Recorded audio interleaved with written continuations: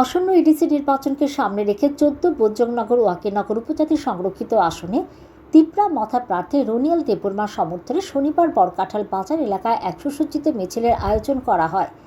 আনারস প্রতীকে ভোট দিয়ে তিপ্রা মথা প্রার্থী রুনিয়াল দেববর্মাকে জয়ী করার আহ্বান জানিয়ে আয়োজিত এই মিছিলে বিপুল সংখ্যক সমর্থক ও সাধারণ মানুষ অংশগ্রহণ করেন। মিছিলটি বরকাঠাল বাজারে বিভিন্ন রাস্তা পরিক্রমা করে। এদিন সাংবাদিকদের মুখোমুখি হয়ে রুনিয়াল দেববর্মা বলেন, তিনি নিজের জয়ের ব্যাপারে শতভাগ আশাবাদী।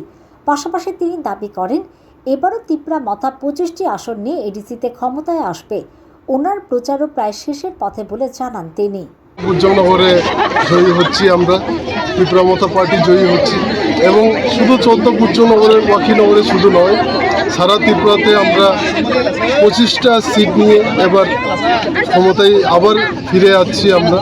এবং এরা সবার সহযোগিতায়, সবার ত্রিপ্রাসা থানচার শক্তি নিয়ে আমরা পুনরায় আবার সরকার গঠন করতে চাইছি।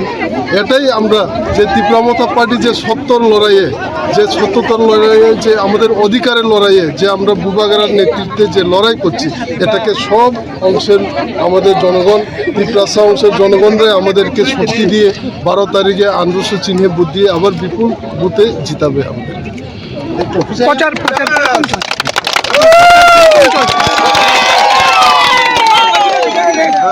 প্রচার কতটুকু এগিয়েছেন? প্রচার আমাদের আর খালি 2-3টে বিসি রয়েছে, আর মোটামুটি 6-7টা পুলিশ সেটা রয়ে গেছে। এটাও আমরা 7 তারিখের মধ্যে কমপ্লিট করে ফেলবো।